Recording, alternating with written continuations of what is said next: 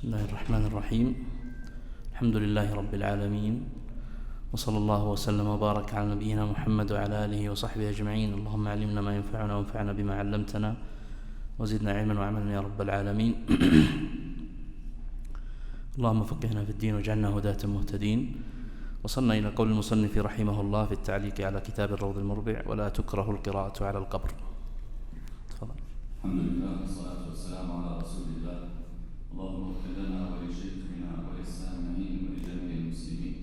يقول المصنف رحمه الله: ولا تكره القراءة على القبر، لما روى أنس رضي الله عنه مرفوعا قال: من دخل المقابر فقرأ فيها ياسين خفف عنهم يومئذ وكان له بعددهم حسنات.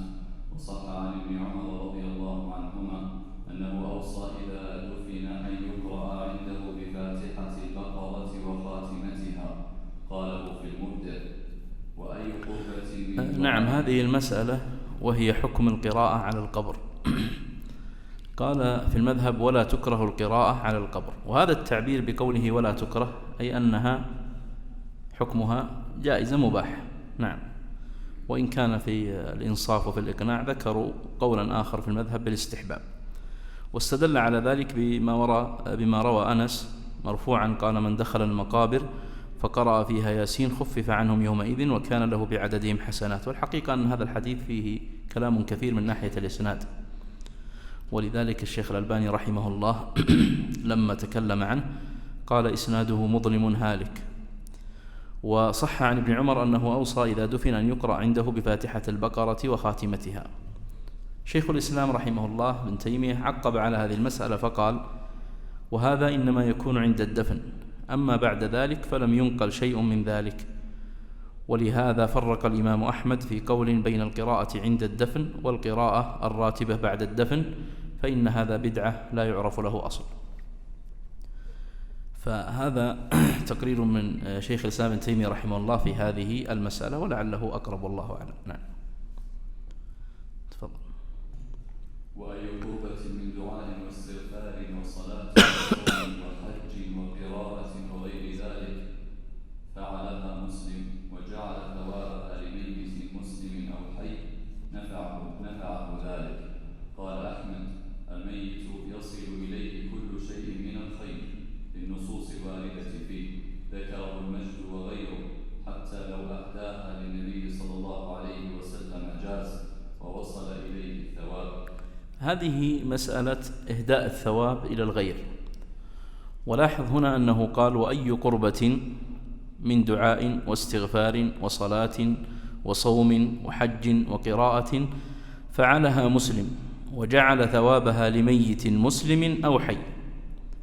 فالمذهب يعممون في أمرين: التعميم الأول أنهم يعممون في أن أي عمل يمكن إهداء الثواب فيه، سواء كان هذا العمل مما ورد فيه نص بخصوصه أم لا. والأمر الثاني يعممون من جهة المهدى له، سواء كان ميتا أو حيا، فهم لا يقصرون إهداء الثواب على الأموات. ولذلك نرجع نقرأ العبارة مرة أخرى. قال: وأي قربة من دعاء واستغفار وصلاة وصوم وحج وقراءة وغير ذلك، فهذا يشمل كل قربة. فعلها مسلم وجعل ثوابها لميت مسلم أو حي نفعه ذلك. ثم نقل عن الإمام أحمد رحمه الله ما يدل على ذلك. هذه المسألة لا شك أنها تتجاذبها بعض الأمور. الأمر الأول أن منها مسائل لا يختلف الفقهاء في جواز إهداء الثواب فيها للميت، كالدعاء والاستغفار. وهل يقصد بإهداء الثواب أن تستغفر وتهدي ثواب الاستغفار للميت، ولا المقصود الاستغفار للميت؟ هذان مفهومان عند الفقهاء. فمنهم من يقول إذا قلنا إهداء ثواب الاستغفار للميت فمعناه أن تستغفر أنت وتقول: اللهم إني أهديت ثواب هذا العمل لي وللميت فلان أو لقريبي فلان ميت أو حي. وبعض الفقهاء يقولون لا، معنى الاستغفار هنا أن تستغفر للميت، تدعو له بالمغفرة، تدعو له بالرحمة، يعني فيكون معناها محمولا على الدعاء. وأيضا دلت النصوص على جواز إهداء ثواب الصدقة للميت، هذا جاءت النصوص بجواز إهداء الثواب عليه. وابن القيم رحمه الله قال: وقد جاءت النصوص بجواز إهداء ثواب الدعاء، وهذا تنبيه على العبادات القلبية واللفظية يعني اللسانية، وجاءت بإهداء ثواب الصدقة، وهذا تنبيه على جواز إهداء ثواب العبادات المالية، وجاءت بجواز إهداء الصيام، هذا يقول ابن القيم، وهذا دليل على جواز إهداء ثواب العبادات البدنية، وجاءت بجواز إهداء ثواب الحج، وهذا دليل على جواز إهداء ثواب العبادات المركبة. فكان ابن القيم رحمه الله ينتصر القول هذا بإطلاقه. طبعا هناك أدلة كثيرة، منها في الدعاء قول الله جل وعلا: والذين جاءوا من بعدهم يقولون ربنا اغفر لنا ولإخواننا الذين سبقونا بالإيمان ولا تجعل في قلوبنا غلا للذين آمنوا ربنا إنك رؤوف رحيم. وفي الاستغفار جاء حديث: فاعلم أنه لا إله إلا الله واستغفر لذنبك وللمؤمنين والمؤمنات. وقال صلى الله عليه وسلم في حديث أم سلمة عند مسلم: اللهم اغفر لأبي سلمة وارفع درجته في المهديين واخلفه في عقبه في الغابرين واغفر لنا وله يا رب العالمين. فقالوا أن النبي صلى الله عليه وسلم دعا بالمغفرة له ولبقية الصحابة، وكان دعاءه صلى الله عليه وسلم دائما يدعو لنفسه وللصحابة مثل الدعاء العام في صلوات الجمعة وغيرها. ودليل الصدقة حديث عائشة عند البخاري وغيره أن رجلا قال للنبي صلى الله عليه وسلم: إن أمي افتلتت نفسها، يعني ماتت، وأظنها لو تكلمت تصدقت، فهل لها من أجر إن تصدقت عنها؟ فقال: نعم. وللإجماع العملي قال ابن قدامة رحمه الله: فإنهم في كل عصر يقرؤون ويهدون لموتاهم من غير نكير، فكان إجماعا. فهذه من الأدلة الدالة على إهداء ثواب العبادات. بقي عندنا بعض المسائل التي ترد على هذه المسألة. طبعا من الفقهاء من يختار أن الإهداء إنما يقتصر على ما جاءت به النصوص دون غيره، فمثلا جاءت النصوص بجواز إهداء ثواب الصدقة، تتصدق عن الميت نعم، تدعو للميت نعم، تصوم عن الميت صيام النذر أو الصيام العام نعم، وأما ما لم تأتي به النصوص فلا. بعض الفقهاء يذهب إلى هذا، وإن كان هناك رسالة للشيخ عبد الله بن حميد، الشيخ عبد الله بن حميد الذي كان رئيسا لمجلس القضاء الأعلى والد الشيخ صالح، له رسالة في هذه المسألة ورجح عموم جواز إهداء الثواب وذكر أدلة كثيرة في هذه المسألة. هنا إشكال ذكره بعضهم، وهو أن الله جل وعلا يقول: وأن ليس للإنسان إلا ما سعى، وأن الله سبحانه وتعالى يقول في آية أخرى: لها ما كسبت وعليها ما اكتسبت. فهذا يدل على أن كسب الإنسان هو الذي يصله دون عمل غيره. فكيف نجيب على هذه الأدلة؟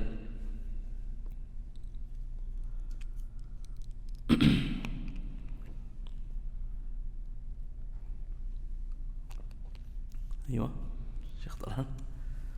بعضهم قال أن هذه مختصة بالكافر، حملها على الخصوصية فتكون في الكافر دون المسلم. وبعضهم قال لا، هذه عامة والنصوص الأخرى خاصة، وقد خصصت النصوص الخاصة هذه النصوص العامة. فهذان وجهان في الإجابة عن مثل هذه الأدلة الدالة على حصر العمل. طيب كيف تكون صيغة إهداء الثواب؟ ذكروا بعض الفقهاء ذكروا صيغا، قالوا يقول: اللهم إن كنت أثبتني على هذا فاجعله لي أو ما تشاء منه لفلان، فاجعله أو ما تشاء منه لفلان، اللهم إن كنت أثبتني على هذا العمل فاجعله أو ما تشاء منه لفلان. وقال ابن تميم: الأولى أن يقول: اللهم أثبني على هذا العمل واجعل من ثوابه لفلان. اللهم أثبني على هذا العمل، فيدعو أولا بأن الله يثيبه على العمل ويجعل من ثوابه لفلان. ثم قالوا: وكيف ما قال جاز. يعني هذه صيغ هم يختارونها، ولكن لا يحصل التقيد بها. طيب هل الثواب يكون للمهدى له ولا يكون لهما؟ لو أنك قرأت شيئا من القرآن وأخذت بهذا المذهب ورأيت أنه يجوز أن تهدي ثواب العمل للآخرين، فقرأت القرآن وبعدما ختمته قلت اللهم إني أهدي ثواب هذه الختمة لوالدتي المتوفاة لوالدي لكذا، فهل يكون الثواب كله للمهدى له ولا يكون لهما؟ أيوة.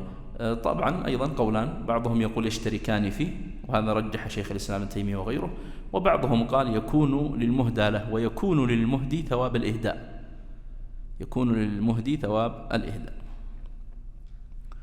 طيب هنا قال حتى لو أهداها للنبي صلى الله عليه وسلم جاز ووصل إليه الثواب. لاحظ أنه أتى بصيغة تدل على الخلاف. أيوة شيء لو كان جعل ثوابها للمسلمين أي ما في إشكال، سواء خصص من يهدى له أو عمم، فسواء جعله لعامة المسلمين حدد شخصا معينا، فالمذهب يوسع الأمر في هذا سواء كان حيا أو ميتا، لا يوجد عندهم أي إشكال في هذه المسألة. يقول حتى لو أهداها للنبي صلى الله عليه وسلم جاز ووصل إليه الثواب. هذه المسألة نقلوها من المجد بن تيمية رحمه الله اللي هو جد شيخ الإسلام ابن تيمية، والحقيقة أن شيخ الإسلام تعقب جده في هذه المسألة، يعني جده ابن تيمية المجد يقول يجوز أن تهدي حتى الثواب للنبي صلى الله عليه وسلم، شيخ الإسلام يقول هذه بدعة، فالنبي صلى الله عليه وسلم له مثل أجرنا وإن لم نهده. لماذا؟ لأنه هو الذي دلنا على الإسلام. نعم. فهذا أيضا من التعقبات التي يتعقب بها العلماء بعضهم بعضا، فشيخ الإسلام نجده هنا تعقب جده المجد بن تيمية رحمه الله ولا ضير في ذلك. تفضل. ويسن أن يصلح لأهل الميت طعام يبعث به إليهم 3 أيام، لقوله صلى الله عليه وسلم اصنعوا لآل جعفر طعاما فقد جاءهم ما يشغلهم، رواه الشافعي وأحمد والترمذي وحسنه. ويكره لهم أي لأهل الميت فعله أي فعل الطعام للناس، لما روى أحمد عن جرير رضي الله عنه قال كنا نعد الاجتماع إلى أهل الميت وصنعة الطعام بعد دفنه من النياحة، وإسناده ثقات. نعم. قال ويسن أن يصلح لأهل الميت طعام يبعث به إليهم 3 أيام. هذه مسألة صنع الطعام والبعث به إلى أهل الميت. ومن المقصود هنا بأهل الميت؟ من الذي يدخل فيهم؟ أيوة أهل البيت اللي ساكنين فقط ولا مثلا أخوانه وأقاربه؟ أهل البيت. ها؟ أهل البيت قال اصنعوا لآل جعفر. أيوة قال لآل جعفر. نعم قال لآل جعفر، ولذلك في الحديث قال لآل جعفر وقال هنا لأهله، ولعل الأقرب والله أعلم أن المقصود جميع أقاربه الذين يكونون في عزائه، سواء كانوا أهل بيته وهم بالدرجة الأولى أو كانوا إخوانه ولو لم يكونوا ساكنين معه، أو أعمامه أو أخواله ممن يمكن أن يشارك ويحزن. ولذلك سيأتي بعد قليل أنه يسن تعزية من يصاب بالحزن في الميت حتى ولو لم يكن من أهله. فالآن نفهم مثلا أو يفهم كثير من الناس أن العزاء يكون لأهل الميت إذا مات قريب لهم. قالوا لا يقتصر العزاء لهم فقط، بل يعزى مثلا صديقه أو جاره أو أي شخص أحبه فإنه يعزى فيه. ذكر هنا دليلا على ذلك وهو حديث اصنعوا لآل جعفر طعاما. وروي عن عبد الله بن أبي بكر قوله فما زالت السنة فينا إصلاح الطعام لأهل الميت حتى تركها من تركها. فعبد الله بن أبي بكر الصديق يقول هذه السنة. قالوا ولأن في ذلك إعانة لهم وجبرا لقلوبهم لانشغالهم بما نزل بهم عن أمر إصلاح الطعام ونحوه. طيب لماذا قال 3 أيام؟ لماذا قيد ذلك ب3 أيام؟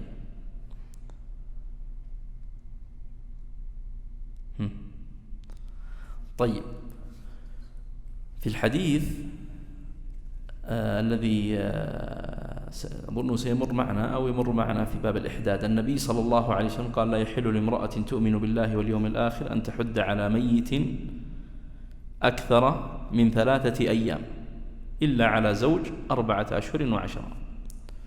فعند الفقهاء مسألة هل يكون الإحداد، هل يصح الإحداد على غير الزوج؟ قالوا نعم، يجوز الإحداد على قريب الميت إذا كان الابن أو البنت أو الزوج أو الأب أو الأم، ولكن يقيد ب3 أيام.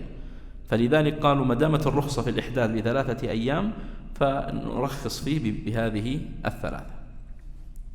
وسيأتينا زيادة كلام على مسألة 3 الأيام هذه بعد قليل في مسألة التعزية تكون إلى كم.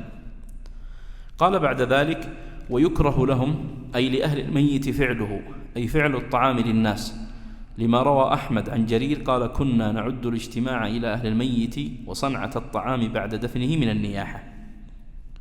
طبعا لو رجعنا إلى فتاوى الشيخ بن باز رحمه الله والشيخ بن جبرين وغيرهم من العلماء، وقول عند الشيخ بن عثيمين، فهم لا يحرجون ولا يثربون على الناس في اجتماعهم للعزاء اللي هم أقارب الميت، لأن بعض الناس يشدد في هذه المسألة، يقول لا يوجد اجتماع العزاء. فأقول لو رجعنا إلى فتاويهم وإلى أقوال الفقهاء قبل ذلك فهم لا يثربون، يقولون لأن النبي صلى الله عليه وسلم قال: اصنعوا لآل جعفر، وآل جعفر ليسوا فقط أهل بيته بل يدخل في ذلك إخوانه وأقاربه. والنبي صلى الله عليه وسلم عندما أمرهم أن يصنعوا الطعام لآل جعفر لم ينكر إيش؟ لم ينكر اجتماعهم، فدل على أن الاجتماع لاستقبال المعزين في مكان واحد لا بأس به، وأن ذلك يكون فيه رفقا بالمعزين. لكنه يكره هذا الأمر أن يقوم أهل العزاء أنفسهم بصنع الطعام للناس بحيث يتولونهم أن يصنعوا الطعام وتصبح ضيافة يضيفون الناس ونحوه، فنقول هذا لا. قال الموفق: يستثنى من ذلك ما دعت إليه الحاجة، كأن يجيء إلى أهل العزاء من يحضر من القرى البعيدة فيبيت عندهم، فلا بأس أن يصنع أهل الميت الطعام لهم. فهذا قيد ذكره موفق الدين بن قدامة رحمه الله في المغني وفي غيره. نعم تفضل. ويكره الذبح عند القبور والأكل منه بخبر أنس رضي الله عنه: لا عقر في الإسلام، رواه أحمد بإسناد صحيح. وفي معناه: الصدقة عند القبر فإنه محدث وفيه رياء. ويكره الذبح عند القبور والأكل منه. المقصود الذبح عند القبور ليس المقصود الذبح للقبر، فإن هذا محرم وشرك. المقصود أنه بعد أن يدفن الميت يذبح ويتصدق بهذا اللحم ويكون على نية المتوفى، هذا المقصود، ولكن يكون مكانه عند القبر. فما حكم هذا الفعل؟ قال المصنف: يكره. في قول آخر اختاره ابن تيمية رحمه الله أنه محرم، أن الذبح عند القبر لأجل التصدق منه محرم. لماذا؟ قالوا سدا للذريعة، لأنه يخشى أن يكون هذا يعتاده الناس، فنأتي جيل بعد جيل. الجيل الأول كان يذبح لأجل الصدقة، والجيل يمكن العاشر يذبح للقبر، فيصبح هنا إشكال كما حصل في كثير من مسائل الاعتقاد، فإنما دخل الشرك بمثل هذه الطرق. قال: لخبر أنس رضي الله عنه: لا عقر في الإسلام. وقال عبد الرزاق في مصنفه، عبد الرزاق الصنعاني، قال: كانوا يعقرون عند القبر بقرة أو شاة، فنهى النبي صلى الله عليه وسلم عن ذلك. وفي معناه الصدقة عند القبر فإنه محدث وفيه رياء. وهذه من المسائل التي يصفها الفقهاء بالبدعة المكروهة. تجد عند فقهاء الحنابلة يقولون هذه بدعة مكروهة، لا يصلون بها إلى درجة التحريم، ولكنهم يجعلونها بدعة ويجعلون حكمها الكراهة. ذكرت في درس سابق أن فقهاء الحنابلة يقسمون البدع إلى قسمين: بدع محرمة وبدع مكروهة، وهذا تجده عندهم كثير. طيب، في معناها الصدقة عند القبر، يعني لو لم يكن ذبح، فمثلا جاء بطعام ووزعه، لو جاء بماء يصير الآن الشيخ بن باز رحمه الله أفتى بالجواز، واللجنة الدائمة أفتت بالمنع. اللجنة الدائمة نظرت إلى الذريعة التي ذكرناها هنا فأفتت بالمنع، وأما الشيخ بن باز رحمه الله فقد أفتى في هذه المسألة بالجواز، ولعل الأقرب والله أعلم ما ذهب إليه الشيخ بن باز رحمه الله، لأن مثل الماء ونحوه هذا مما يسهل فيه ولا يمكن أن يعتقد فيه. لكن الذبح لا، الذبح عبادة محددة، وهي تكون وتصرف لمصارف محددة، ولذلك فمثلا الذبح يكون في النسك، والذبح يكون في الأضحية، والذبح يكون في العقيقة، فتجد مصارف الذبح محددة فلا يوسع فيها. نعم تفضل. فصل. زيارة القبور. وحكاه النووي إجماعا لقوله صلى الله عليه وسلم: كنت نهيتكم عن زيارة القبور فزوروها. رواه مسلم والترمذي وزاد: فإنها تذكر الآخرة. وسن أن يقف زائر أمامه قريبا منه كزيارته في حياته، إلا لنساء فتكره لهن زيارتها غير قبره صلى الله عليه وسلم وقبر صاحبيه رضي الله عنهما. روى أحمد والترمذي وصححه عن أبي هريرة رضي الله عنه أن رسول الله صلى الله عليه وسلم لعن زوارات القبور. نعم. قال المصنف: تسن زيارة القبور. طبعا هي تقيد بقيدين: أولا للرجال، الحكم بالسنية هنا لمن؟ للرجال. والقيد الثاني أن تكون بلا سفر، أن تكون بلا سفر. فنقول تسن زيارة القبور للرجال، وأن تكون الزيارة بلا سفر، يعني ما يحتاج أنه يسافر ليزور. نعم، أيوة، حتى قبر النبي صلى الله عليه وسلم. ولذلك تجد مثلا شيخ الإسلام وابن تيمية وغيرهم ذكروا أن الإنسان عندما يشد الرحل هو يشده لزيارة المسجد النبوي، وتحصل له زيارة القبر تبعا، لأن النبي صلى الله عليه وسلم قال في الحديث: لا تشد الرحال إلا إلى 3 مساجد: مسجدي هذا، والمسجد الحرام، والمسجد الأقصى. فهنا الحكم بالسنية قلنا للرجال، وأن تكون بلا سفر. قال: وحكاه النووي إجماعا، حكى السنية لقوله صلى الله عليه وسلم: كنت نهيتكم عن زيارة القبور فزوروها، في زيادة عند الترمذي: فإنها تذكر الآخرة. نعم.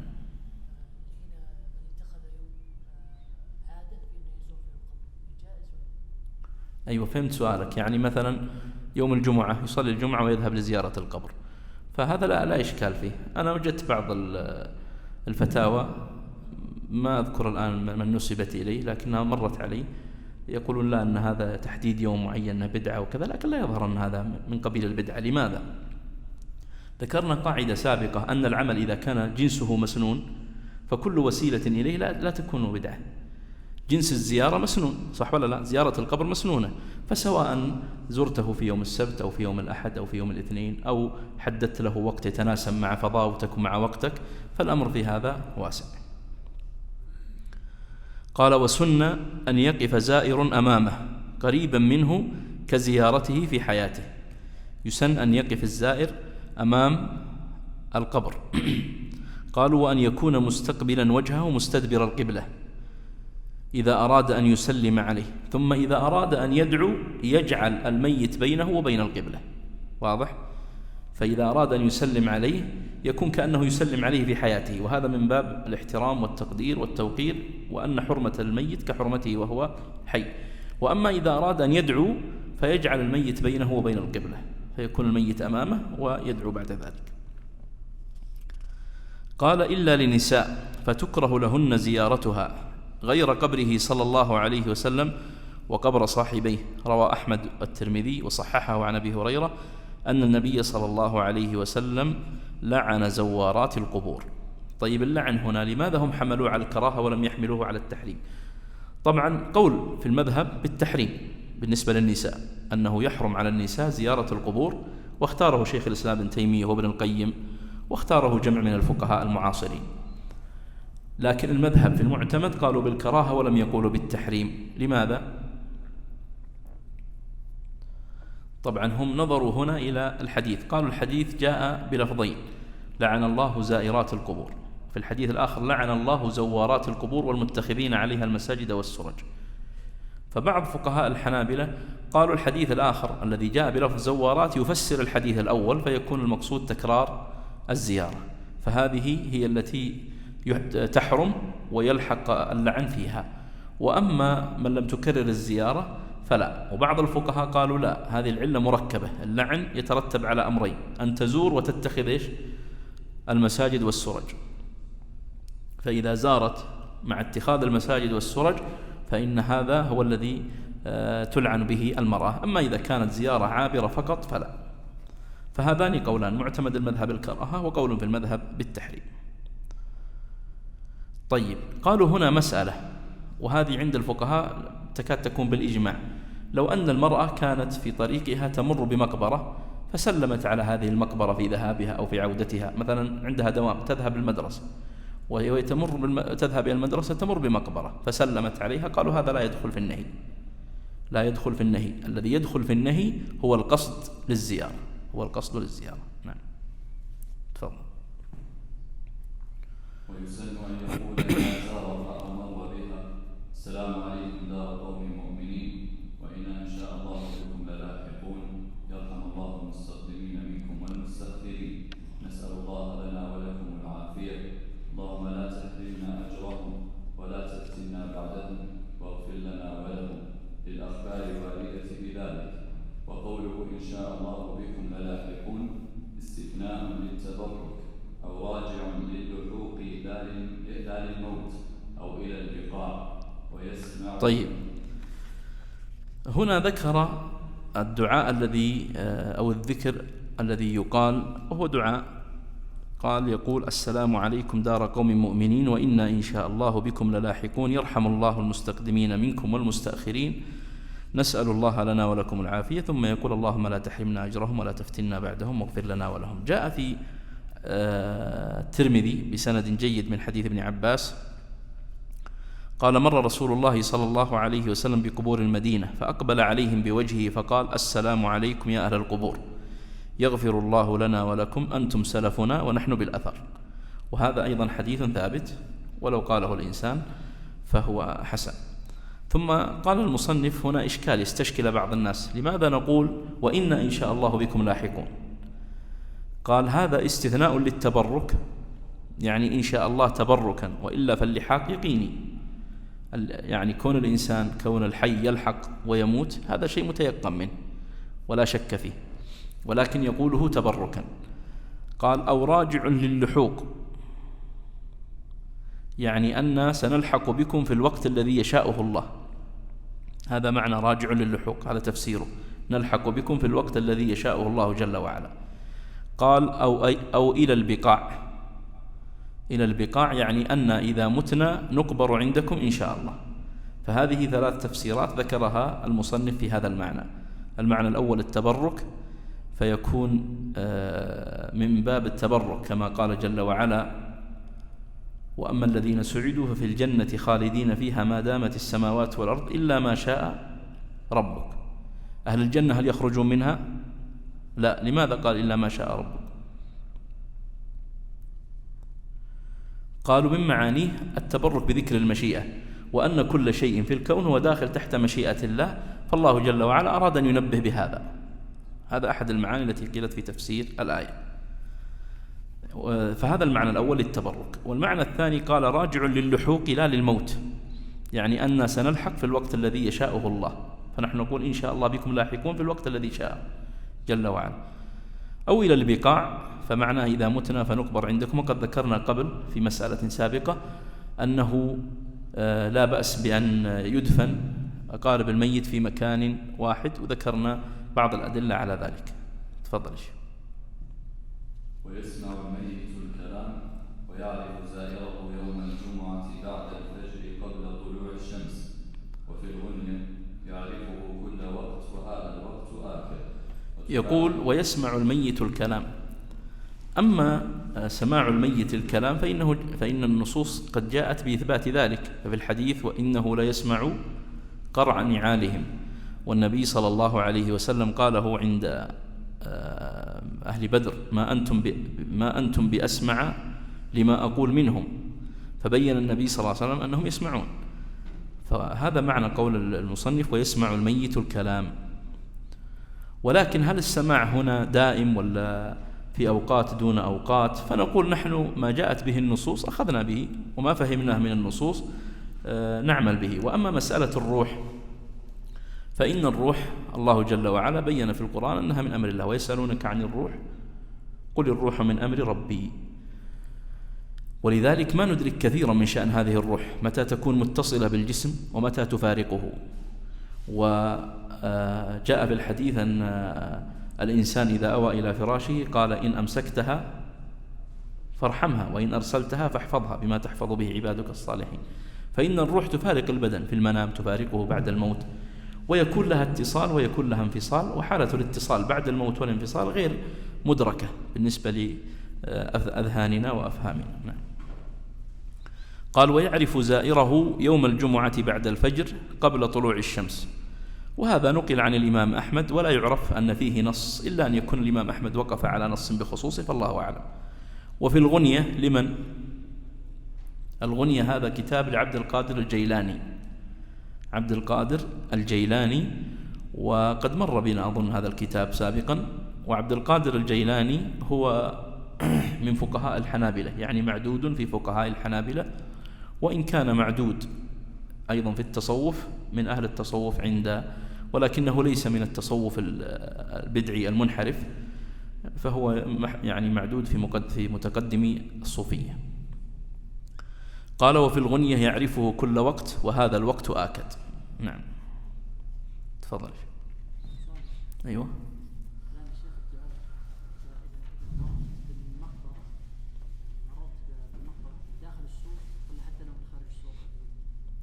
أي بعض الفقهاء يختار أنك أولا تقصد الزيارة وتكون من داخل السور، وبعضهم يقول يسهل في هذا، سواء قصدت الزيارة أو مررت مرورا عابرا ودعوت لهم، فإن هذا الأمر فيه واسع، ولعل هذا الأقرب والله أعلم في هذه المسألة.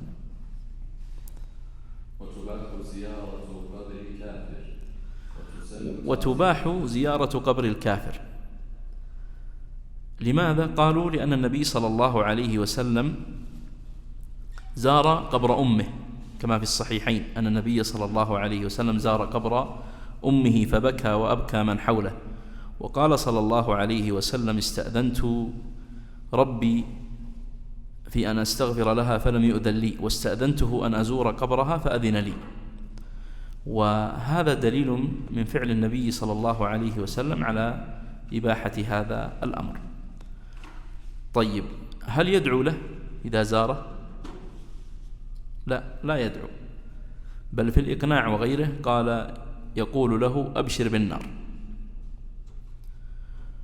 وقال ولا يسلم عليه ولا يدعو له. نعم تفضل. تسن تعزية المسلم المصاب بالميت ولو صغيرا قبل الدفن وبعده، بما روى ابن ماجه وإسناده ثقات عن عامر بن حزم رضي الله عنه مرفوعا: ما من مؤمن يعزي أخاه بمصيبة إلا كساه الله من حلل الكرامة يوم القيامة. ولا تعزية بعد ثلاث، فيقال لمصاب بمسلم أعظم الله أجرك وأحسن عزاك وغفر لميتك، وبكافر أعظم الله أجرك وأحسن عزاك. وتحرم تعزية كافر وكره تكرارها، ويرد معزى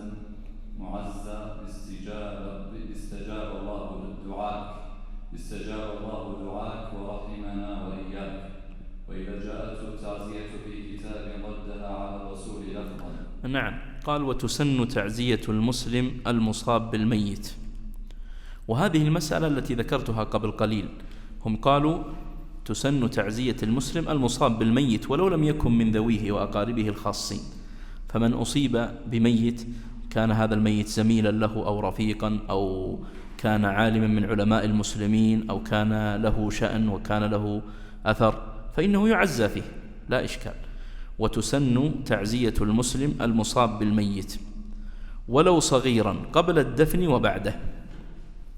وهاتان إشارة من المصنف إلى خلاف في مسألتين: المسألة الأولى هل يعزى في الصغير؟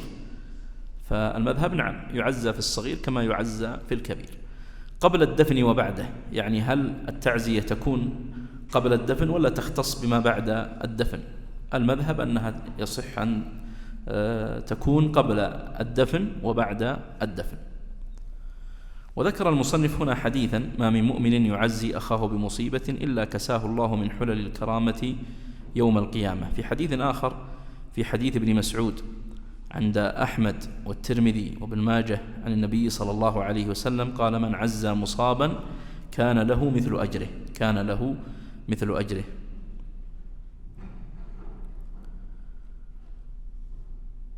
يقول ابن عقيل رحمه الله في كلام جميل هنا في هذه المسألة، يقول: من عمد إلى قلب أقلقه ألم المصيبة فداواه بآيات الوعيد وثواب الصبر وذم الجزع حتى يزيل ما به أو يقلله، فإنه يصير ثواب المسلي كثواب المصاب، لأن كليهما دفع للجزع. وهذا أخذه من مفهوم الحديث: من عز مصابا كان له مثل أجره. نعم. ثم قال المصنف رحمه الله بعد ذلك: ولا تعزية بعد 3. هذه عبارة مبهمة من ناحية الحكم، لم يبين ما الحكم، هل التعزية بعد 3 مكروهة ولا محرمة؟ ايش رأيكم؟ مكروهة. المذهب أنها مكروهة وليست محرمة. وذكرنا أن تقييدهم بال3 لماذا؟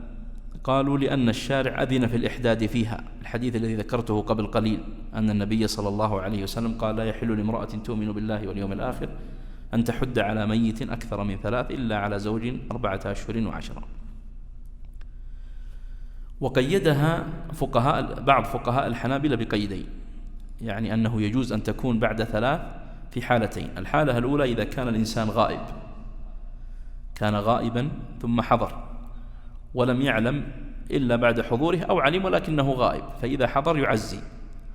الحالة الثانية بعض فقهاء الحنابلة قيدها بما لم تنسى المصيبة، قالوا: ما لم تنسى المصيبة، فأما ما دامت المصيبة لم تنسى فإنه يجوز أن يعزى. ولماذا هم؟ قالوا: لأن أصلا بعد 3 نحن نقول لا يعزى بعد 3 على الكراهة، لأن هذا فيه تهيج للحزن واستمرار للحزن، والشريعة لا ترغب في حزن الإنسان، ولذلك الحزن لما تتأمل في مواضع القرآن كلها مذموم، وغالبه من الشيطان ليحزن الذين آمنوا وليس بضارهم شيئا إلا بإذن الله. قال: فيقال لمصاب بمسلم: أعظم الله أجرك وأحسن عزاك وغفر لميتك.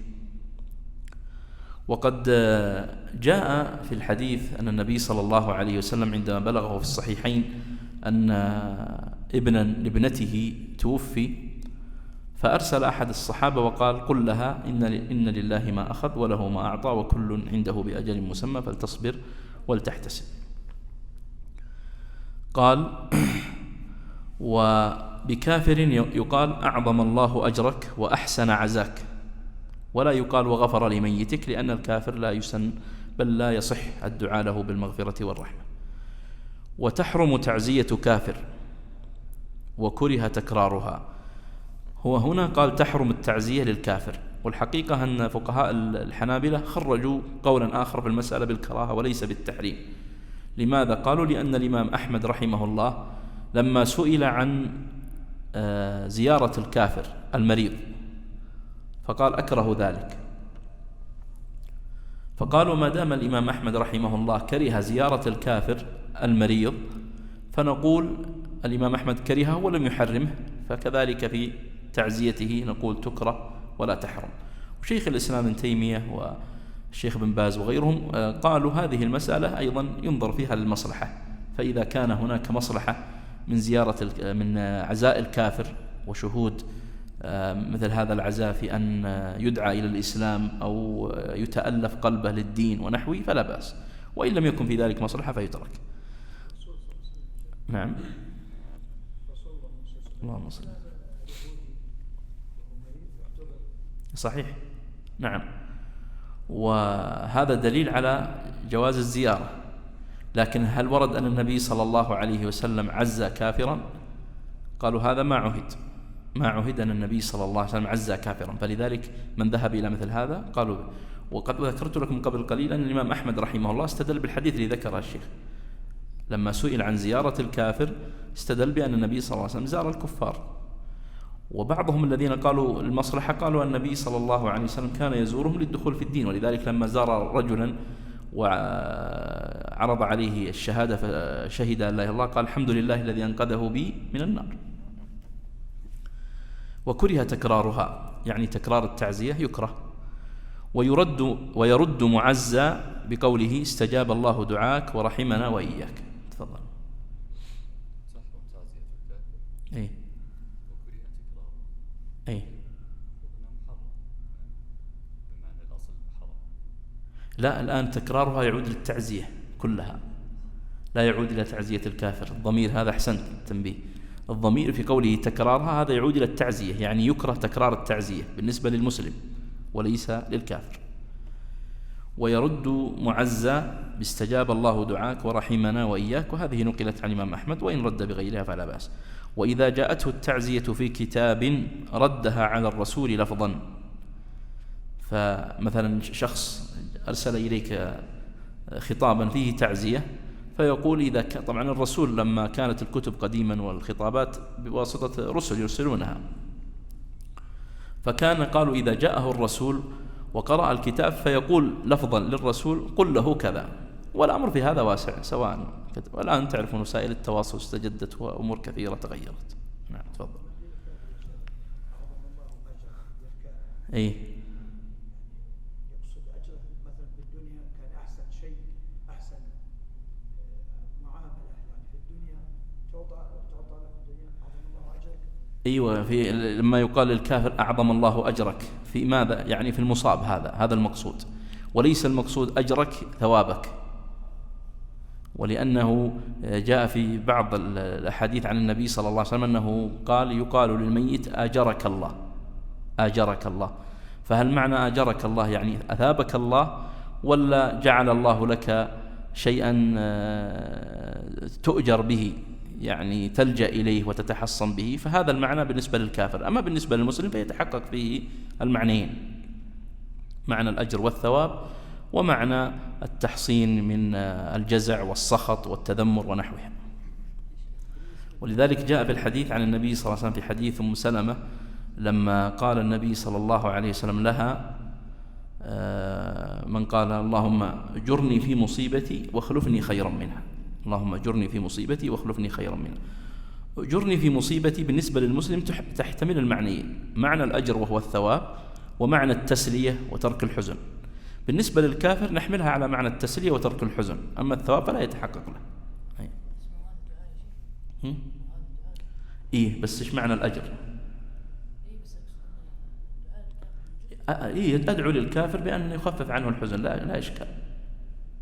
الآن يجوز أن يدعى الكافر بالإسلام، يجوز أن نقول اللهم اهدي هذا الكافر. نعم يجوز مثلا أن يقال اللهم اجعل هذا الكافر ممن يكون معنا لا ضدنا، فهذا دعاء الكافر. نعم. في غير الإسلام يدعي له في أشياء مثل الانتخابات. أي هذه مسائل مبنية مركبة، هذه يعني لازم أول نشوف حكم الانتخابات ثم حكم الدخول فيها. لكن بالنسبة إذا كان في مصلحة، هذا ضابطها، إذا كان في مصلحة من الدعاء لهذا الكافر، مثلا لو كان عندنا انتخاب وعلى قول بعض الفقهاء الذين يجيزونها، ودعونا لهذا الكافر أن يتحقق له التميز في الانتخابات، وكان يمكن أن يكون تميزه يخفف الوطأ على المسلمين والضرر عليهم، نعم يجوز. لماذا؟ لأن المصلحة في الأخير تعود على من؟ على المسلم. نحن ما ننظر إليه، لكن ننظر إلى ما يحقق مصلحة المسلم. شيخ السؤال، يجوز التعزية بعد 3 أيام أي ما لم تنسى المصيبة؟ ما فهمت.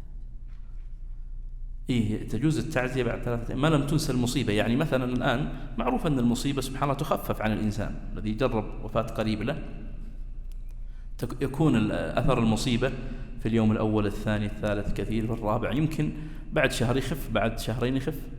حتى الأطباء النفسيين يقولون يجب أن ينسى وتتلاشى آثارها بعد 3 أشهر إلى 6 أشهر، فإذا بقي معه الحزن فلا بد أن يعالج. هذا يقولون حق الأطباء النفسيين. فمثلا لو جاء بعد سنة فيعزيه بميت قد فات، فقالوا الآن قد نسيت المصيبة، إلا أن يكون هذا الإنسان عنده من الصبر والتحمل وعدم الجزع وعدم الحزن ما يقويه، فلا بأس في هذا. وإياك تفضل. ويجوز البكاء على الميت لقول أنس رضي الله عنه رأيت النبي صلى الله عليه وسلم وعيناه تدمعان وقال إن الله لا يعذب بدمع العين ولا بحزن القلب ولكن يعذب بهذا، وأشار إلى لسانه أو يرحم، متفق عليه. ويسن الصبر والرضا والاسترجاع فيقول إنا لله وإنا إليه راجعون اللهم أجرني في مصيبتي واخلف لي خيرا منها. نعم. قال ويجوز البكاء على الميت.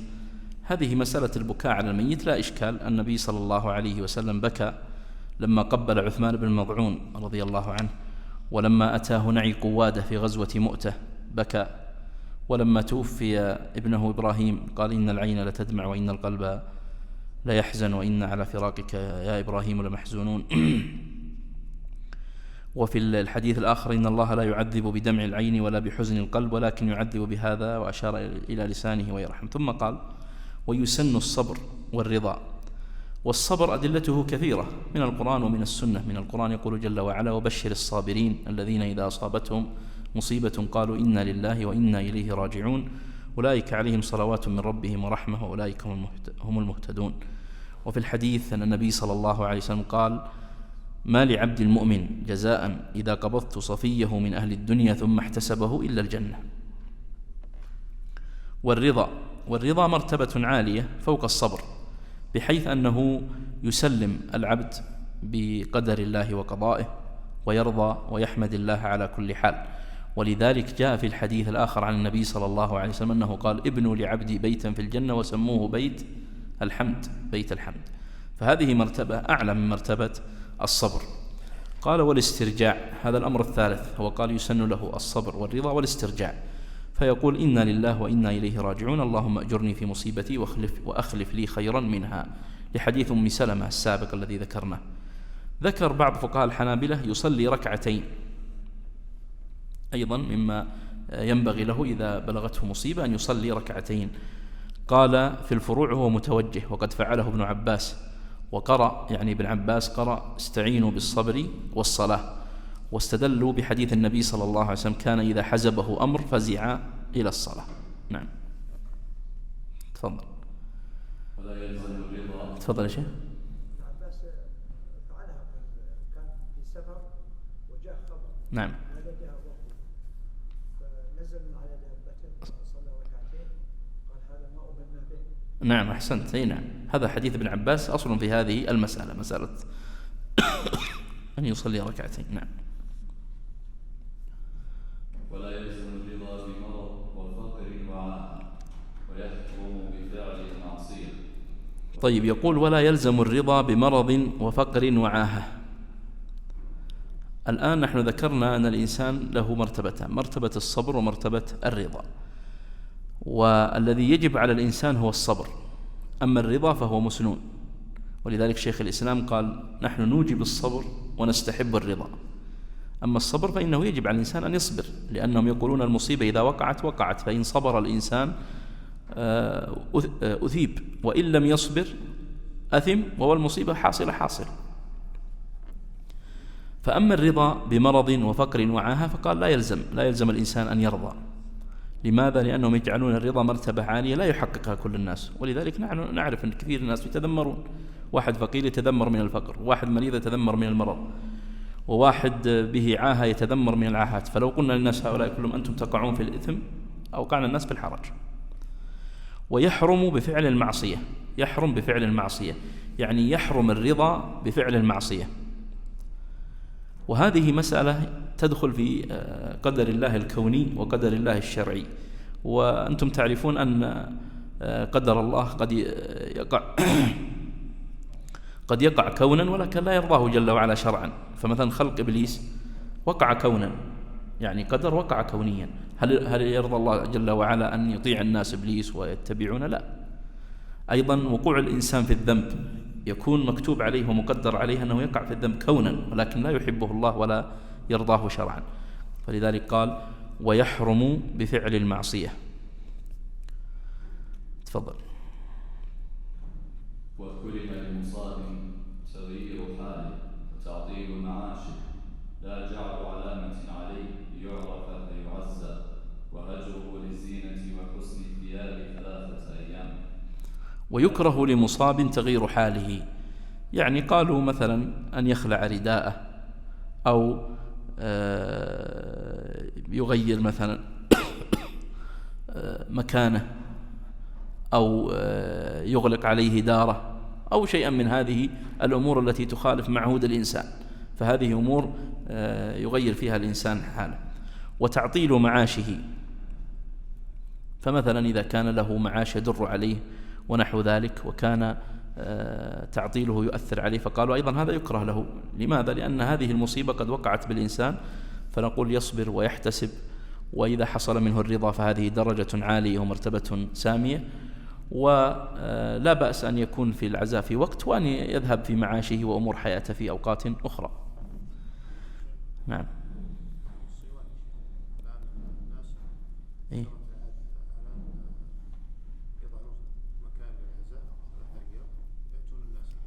إيه؟ ذكرت هذه يمكن مسألة قبل، وقلت أن الشيخ بن باز رحمه الله والشيخ بن جبرين وقول عند الشيخ بن عثيمين، وهو قول الفقهاء من المتقدمين لا يمنعون هذا، كون أهل الميت يجتمعون في مكان معين، سواء كان في بيت في مجلس في البيت أو كان في صيوان أو نحوه، فإنها إلا إن كان هذا فيه مبالغة عن الحد وأمر زائد. فمثلا بعض الناس يجعل صيوان ويدعي الناس كلهم ويصير هناك ترتيب ومناسبات، وأنتم عندكم الغداء وأنتم عندكم العشاء، فلا، هنا خرجنا عن المباح ووقعنا في دائرة المكروه أو المحرم. أما إذا كنا متقيدين بما أباحه الشرع لنا والتزمنا به، فلماذا ذكرت قبل أن النبي صلى الله عليه وسلم قال اصنعوا لآل جعفر، فدل على أن أهل جعفر اجتمعوا يستقبلون المعزين. نعم. ولذلك قال هنا لا جعلوا علامة عليه ليعرف فيعزى. قالوا هذه وسيلة للتعزية. وش معنى جعل علامة عليه؟ يتركه. أي نعم، أي يلبس يغير اللبس إلى السواد، لا، ذكروا أن هذا لا. لماذا؟ لأن هذا ليس من العلامات المقبولة أصلا، ففي الشرع جملة يكره الإنسان يلبس السواد. وهجره للزينة وحسن الثياب 3 أيام، وذكرنا أن هذا داخل في الإحداد الذي أذن فيه. نعم تفضل. ويحرم الندب أي تعداد محاسن الميت كقول وسيدا وانقطاع ظهرا والنياحة، وهي رفع الصوت بالندب وشق الثوب ولطم الخد ونحوه كصراخ ونتف شعر ونشر وتسويد وجه وخمش، لما في الصحيحين أن رسول الله صلى الله عليه وسلم قال ليس منا من لطم الخدود وشق الجيوب ودعا بدعوى الجاهلية. وفيهما أنه صلى الله عليه وسلم برئ من الصالقة والحالقة والشاقة، والصاعقة التي ترفع صوتها عند المصيبة. وفي صحيح مسلم أنه صلى الله عليه وسلم لعن النائحة والمستمعة. نعم. ذكر المصنف هنا أمورا محرمة، ذكر منها الندب والنياحة، وعرف الندب بأنه تعداد محاسن الميت، والنياحة هو رفع الصوت بالندب. فالندب هو أن يعدد فقط دون أن يرفع الصوت، فإذا صاحبه رفع الصوت أصبح نياحة. وشق الثوب ولطم الخد ونحوه. طيب، بعضهم استشكل هنا استشكال، قالوا أنه جاء أن فاطمة رضي الله عنها بنت النبي صلى الله عليه وسلم عندما توفي رسول الله أو كان في النزع، أيوة، قالت واكرباه وأبتاه أجاب ربا دعاه ونحوه، فكيف يجاب على مثل هذا الفعل؟ أي ما ذكرت محاسنة، أي ذكرت شيء واقع يقول نعم. كانت تقول في حياته لا بعد وفاته. أحسنت، هذا أحد الأجوبة. نعم. وذكر الشيخ جواب أنها لم تكن تعدد أمورا ليست فيه، ونحن نعرف أن النبي صلى الله عليه وسلم أشرف البشرية. وبعضهم حمل على الخصوصية، هذا وجه ثالث، منهم من حمله على الخصوصية أن هذا خاص به، ولكن يظهر أن أقرب الوجوه هو من قال أن هذا كان قبل وفاته صلى الله عليه وسلم وليس بعد وفاته. وبعض الفقهاء قال إذا كان الندب حقيقة وواقعا ولم يصاحبه شيء من هذه الأمور المحرمة، لم يصحب بنياحة ولم يصحب بشق ثوب ولا لطم وجه أو نحوه، فإنه يباح. هذا قول في هذه المسألة أيضا. نعم.